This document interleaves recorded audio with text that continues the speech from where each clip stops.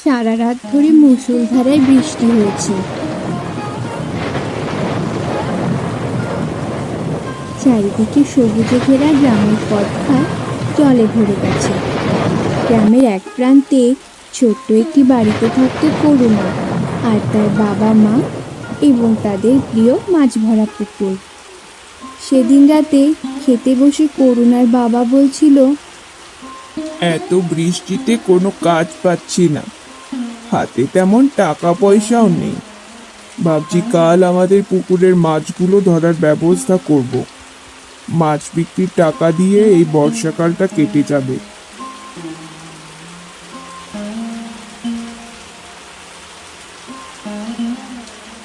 হ্যাঁ, ভালোই হবে। এদিকে বৃষ্টির চাপে চারিদিকে জলও বাড়ছে। মাছগুলো তাড়াতাড়ি তুলে ফেলা উচিত, না হলে কখন আবার কি ঘটে যায়।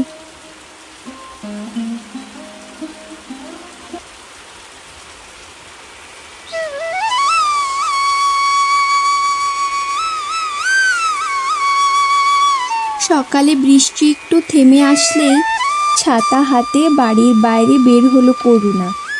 করুণার বয়স 20, কিন্তু সে খুবই পরিশ্রমী এবং সংসারের সব দিকে তার খেয়াল থাকে। এত বৃষ্টি হচ্ছে কয়েকদিন ধরে, দেখি তো পুকুরের অবস্থা কেমন আছে। যাই, পুকুরের দিকে যাই।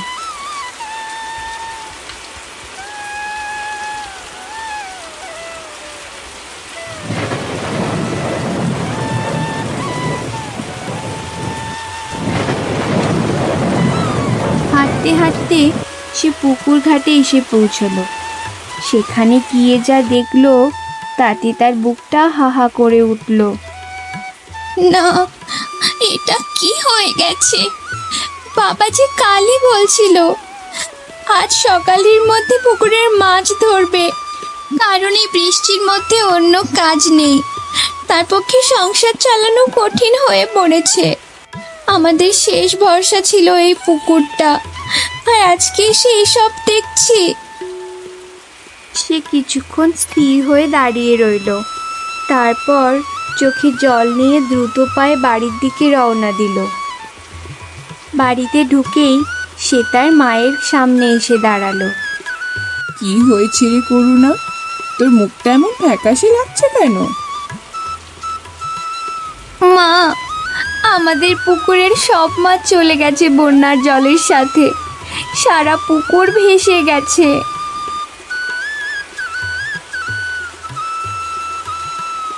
কি বলছিস করুণা? ভালো করে দেখেছিস তো? হ্যাঁ মা, পুকুরের একদিকের পাড় বৃষ্টির চাপে ভেঙে গেছে। বৃষ্টির জলেতে সব মাছ বেরিয়ে গেছে মা। হায় সৃষ্টিকর্তা, এতদিনের পরিশ্রম এক মুহূর্তে শেষ হয়ে গেল। এটাই আমাদের শেষ সম্বল ছিল। এই বলে করুণার মা ধপ করে ঘরের দাওয়ায় বসে পড়ল। দুজনেই কিছুক্ষণ চুপ করে রইল। হঠাৎ করুণার মায়ের মনে পড়ল যে করুণার বাবা আজ সকালেই মাছ ধরার জন্য কয়েকজন শ্রমিক খুঁজতে বাজারে গিয়েছেন। করুণা, তোর বাবা তো শ্রমিক খুঁজতে বাজারে গেছে। তুই শিগগিরই যা, ওনাকে গিয়ে খবর দে। তা না হলে আবার তিনি শ্রমিকদের অগ্রিম টাকা দিয়ে দিলে ওই যতটুকু টাকা হাতে ছিল সেটাও বেরিয়ে যাবে।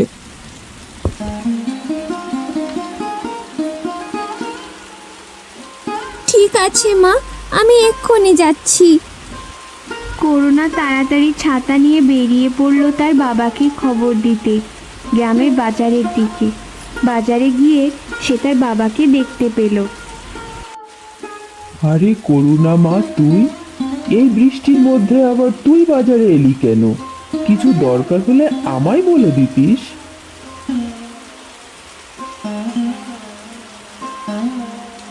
না বাবা, কিছু দরকার নেই আমার। আমি তোমাকে একটা খবর দিতে এলাম। কি খবর মা? বৃষ্টির জলে আমাদের পুকুরের পাড় ভেঙে গেছে বাবা। মাছগুলো সব বেরিয়ে গেছে, সারা পুকুর জলে ভেসে গেছে। কি বলছিস মা তুই? এ তো সাংঘাতিক খবর। আমার শেষ সম্বল ছিল ওই পুকুরের মাছগুলো, সেটাও আজ হারালাম। করুণার বাবার মুখটা একেবারে মলিন হয়ে গেল। তিনি আকাশের দিকে তাকিয়ে গভীর শ্বাস ফেললেন।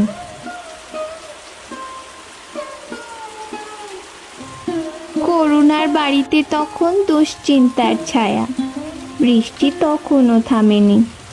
ঘরের কোণে বসে করুণার বাবা চিন্তিত মুখে মাথা নিচু করে বসে আছেন। এভাবে চুপ করে বসে থাকলে তো কোনো উপায় বেরোবে না। আর কি করব বলো? ঘরে খাবার নেই, হাতে টাকাও নেই।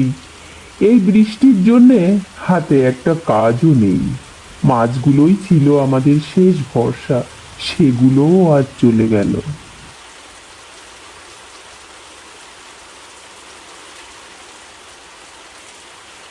তাহলে এখন আমাদের কি হবে বলো? হয়তো মহাজনের কাছে যেতে হবে গিন্নি। কিছু টাকা ধার না নিলে সংসার চলবে না যে আর।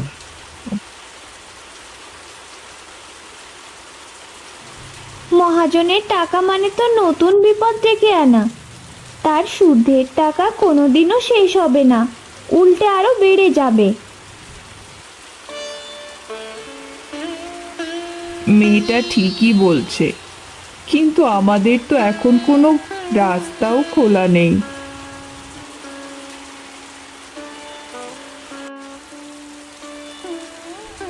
আমি জানি, কিন্তু সংসারের জন্য কখনো কখনো কঠিন সিদ্ধান্ত নিতেই হবে।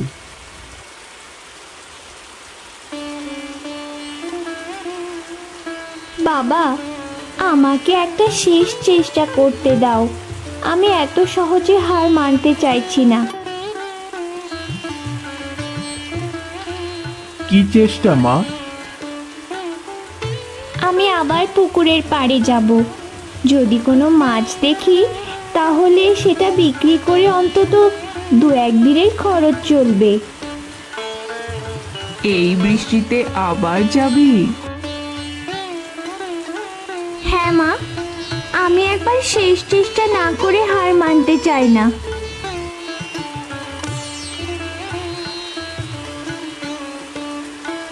করুণার কথা শুনে করুণার বাবা মায়ের ভরসা হয় না, কিন্তু তারা তবুও করুণার কথা মেনে নেয় ও তাকে পুকুরের পাড়ে যেতে দেয়। করুণা ছাতা নিয়ে আবার পুকুরের দিকে রওনা দিল। পুকুরের পাড়ে পৌঁছে সে চারিদিকে তাকাতে লাগলো। হঠাৎ তার চোখে পড়ল একটা ছোট মাছের পোনা। মাছটা একটা ভাঙা ডালের নিচে আটকে আছে। আরে, ওই তো একটা মাছ। সে মাছটার দিকে এগিয়ে গিয়ে মাছটাকে তার হাতে তুলে নিল। আরে, এই মাছটা তো একটা চারা পোনা। একে বিক্রি করে তো তেমন কিছু পাওয়া যাবে না, তবে আমাদের একদিনের খাওয়ার কাজে লাগবে। যাই, একে বাড়ি নিয়ে যাই। মাছটাকে নিয়ে করুণা এসব কথা ভাবছিল। ঠিক সেই সময় হঠাৎ মাছটা চিৎকার করে ওঠে। আমাকে মেরো না, দয়া করে আমাকে মেরো না। কে কে কথা বলল? আমি বলছি, আমি সেই ডালের নিচে আটকে পড়া মাছ, যাকে তুমি নিজের হাতে তুলে নিয়েছো। তুমি তুমি কথা বলছো কি করে? আমার তো বিশ্বাসই হচ্ছে না।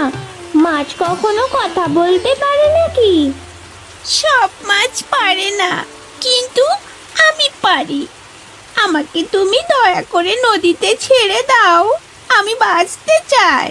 তোমাকে বাজারে বিক্রি করে আমাদের কিছু টাকা হতো, তাতে আমাদের দুজন সংসার চলতো। কিন্তু তোমাকে দেখে আমার খুব মায়া হচ্ছে। আমি তোমাকে অবশ্যই নদীতে ছেড়ে দেব। তুমি খুব ভালো মেয়ে, তবে তোমার চোখে এত দুঃখ কেন গো? আমাদের সব মাছ বন্যার জলে বেরিয়ে গেছে। ঘরে কোনো খাবার নেই, খাবার কেনার টাকাও নেই।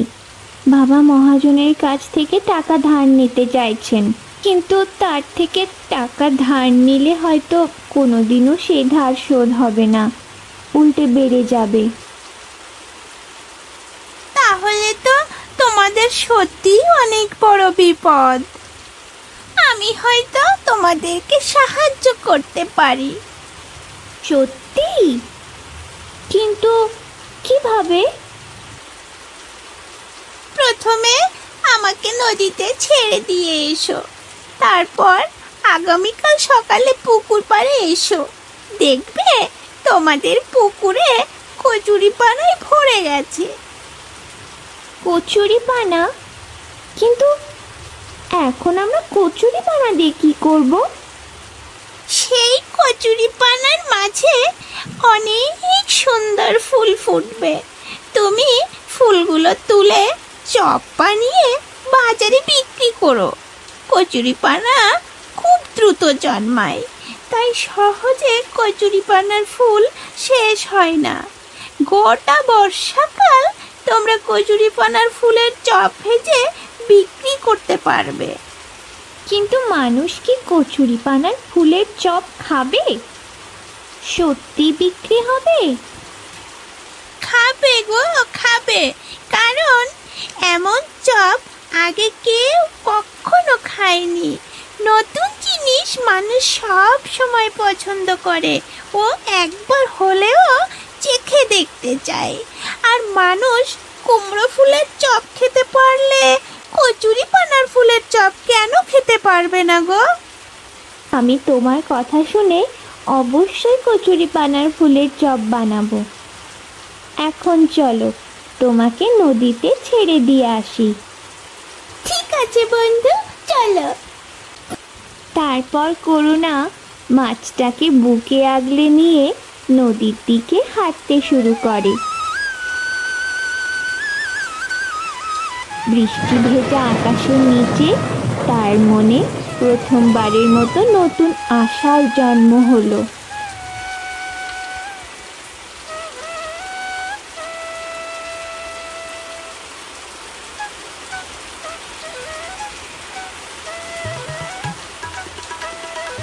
তোমাকে অনেক ধন্যবাদ বন্ধু।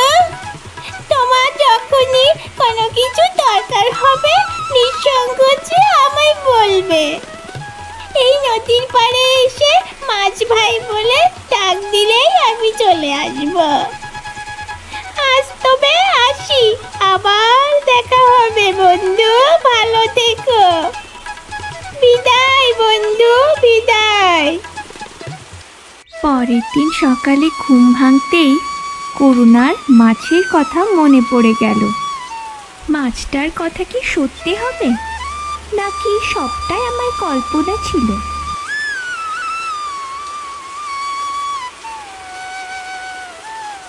সে তাড়াতাড়ি ঘর থেকে বেরিয়ে পুকুর পাড়ের দিকে রওনা দিল। পুকুর পাড়ের কাছে পৌঁছেই সে থমকে দাঁড়ালো।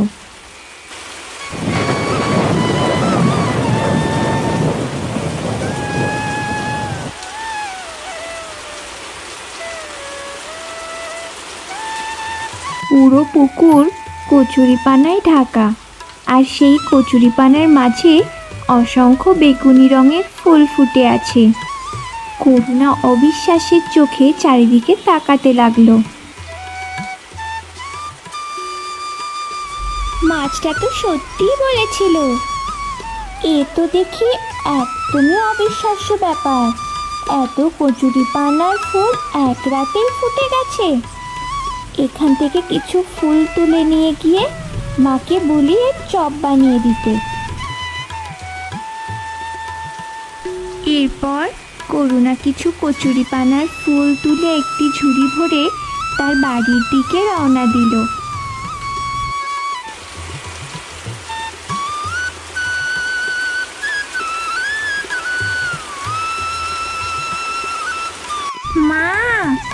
কোথায় গেলে?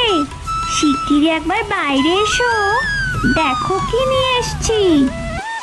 কি হয়েছে? এত চিৎকার করছিস কেন মা? মা দেখো, মাছটা সত্যি বলেছিল। আজকে পুকুর পাড়ে গিয়ে দেখি কচুরিপানার ফুলে পুরো পুকুর ভরে গেছে। আমি কিছু ফুল তুলে এনেছি, তুমি শিগগিরই বড়া তৈরির সমস্ত কিছু গুছিয়ে নাও। ফুলের আবার চপ হয় নাকি মা? এসব তুই কি বলছিস? জানি না, কিন্তু একবার তো চেষ্টা করে দেখাই যায়, তাই না মা?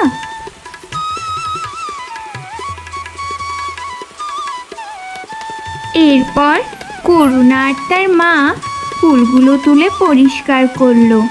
তারপর বেসন, পেঁয়াজ, কাঁচা লঙ্কা আর সামান্য মশলা মিশিয়ে চপ তৈরি করা হলো। কড়াইয়ে তেল গরম হতেই একের পর এক চপ ভাজা শুরু হলো। সোনালি রঙের চপের গন্ধে পুরো বাড়ি ভরে গেল। গন্ধটা তো বেশ লাগছে, মনে হচ্ছে সত্যি খুব সুস্বাদু হয়েছে। কি গো, আমাকে একটা চপ খেতে দাও তো, দেখি খেয়ে কেমন হয়েছে। করুণার বাবা একটা চপ মুখে দিলেন, তারপর সে কয়েক সেকেন্ড চুপ করে রইলেন। সত্যি অসাধারণ হয়েছে চপটা। এত মুড়মুড়ে চপ এর আগে আমি কখনো খাইনি। তাই নাকি? এত সুস্বাদু হবে ভাবতেই পারিনি। তার মানে করুণার দেখা মাছটা সত্যি বলেছিল।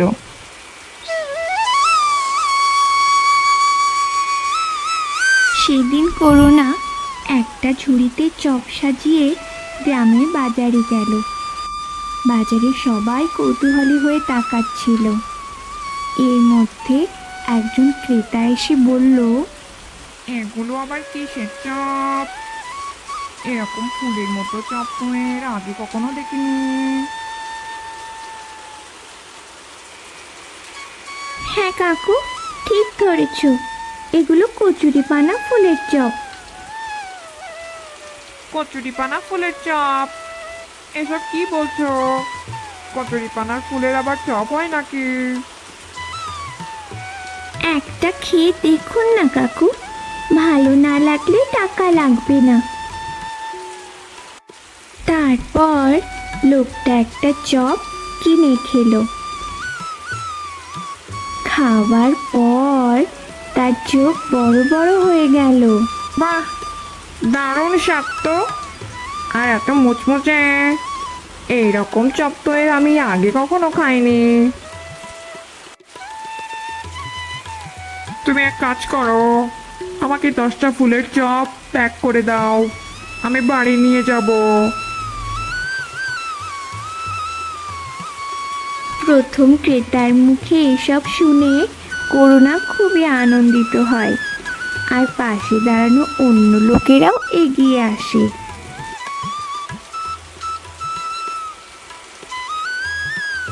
আমাকেও দুটো দাও। এই আমাকে 4টে চপ দাও, আমাকে 10টা চপ প্যাক করে দাও। কিছুক্ষণের মধ্যেই করুণার সব চপ বিক্রি হয়ে গেল। তারপর করুণা খুশি মনে বাড়ি ফিরে গেল।